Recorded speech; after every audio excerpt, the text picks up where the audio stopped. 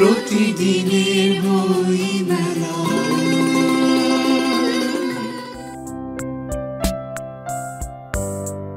মেলায় ঘুরতে ঘুরতে আমাদের সাথে দেখা হয়ে গেল অনন্য প্রকাশনার প্রকাশক মোহাম্মদ মনিরুল হকের সাথে। জানালেন এবারে মেলায় তাদের প্রকাশনীর আয়োজন নিয়ে।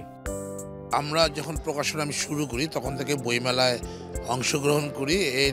এবার নিয়ে আমার 35তম বইমেলা, 35 বছর। যার কারণে এবারে মেলাটি নিয়ে আমরা প্রথম থেকে কিছুটা উদ্বিগ্ন ছিলাম, কিছুটা উৎকণ্ঠায় ছিলাম আসলে কি হয়, কিন্তু মেলা শুরু হওয়ার পরে সেই সংখ্যাটা আমাদের কেটে গেছে। আমরা এখন নির্দ্বিধায় ভালো মেলা আশা করছি এবং প্রচুর পাঠক আসছেন নিশ্চিন্তে, এবং আরও পাঠক আসবেন, কারণ মেলার প্রথম সপ্তাহে একটু থাকে। আমার মনে হয় এবারের মেলা জমজমাট বই মেলা হবে।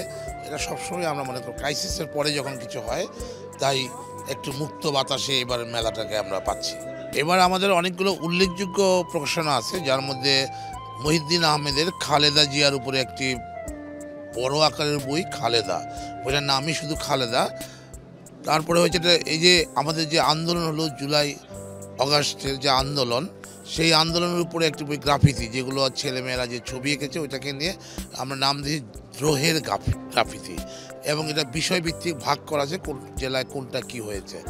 এরকম অসংখ্য বই করেছি, আরও উপন্যাস করেছি, আপনার গল্প, প্রবন্ধ, কবিতা সব কিছু মিলিয়ে সাজিয়েছি যাতে ভালো বই পাঠকরা নিতে পারেন। কিছুতে কিশোরদের জন্য কিছু ভালো বই প্রকাশ করেছি, সায়েন্স ফিকশন, থ্রিলার জাতীয়। আশা করছি পাঠকরা এটা ভালোভাবে গ্রহণ করবেন। আর একটি বই আসবে অনুবাদ,